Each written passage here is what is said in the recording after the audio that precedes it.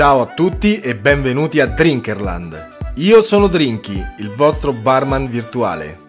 Lo sapevate che l'origine di questo cocktail è tutta italiana? Pare infatti che all'inizio degli anni 20 il conte Camillo Negroni, affascinante cosmopolita e assiduo frequentatore dell'aristocratico caffè Casoni di Firenze, di ritorno da uno dei suoi viaggi a Londra chiese al barman Fosco Scarselli una spruzzata di gin al posto della soda nel suo americano. Il cocktail del conte divenne ben presto conosciuto con il nome del suo celebre inventore. Il Negroni non fatica a diventare celebre. In una lettera datata 12 ottobre 1920, Francis Harper, un antiquario londinese amico del conte, scrive una frase diventata celebre: non si possono bere più di 20 Negroni al giorno. Non tragga in confusione il numero. I 20 Negroni citati non si riferiscono certo alle dosi attuali, ma erano serviti in piccoli calici da cordiale. Oggi il Negroni è considerato un simbolo dell'aperitivo italiano e grazie al suo sapore semplice e bilanciato è tra i cocktail più amati insieme ad altri grandi classici come lo spritz e l'americano.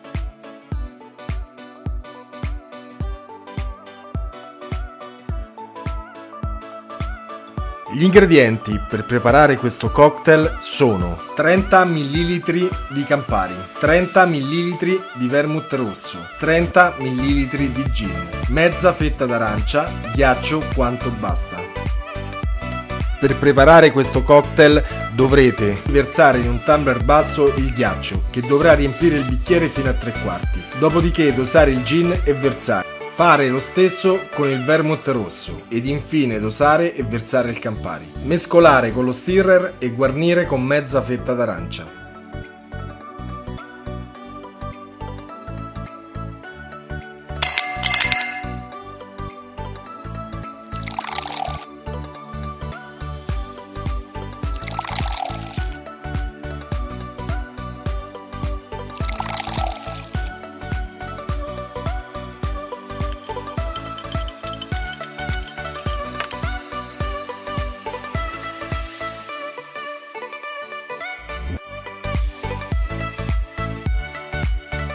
Il vostro cocktail è pronto.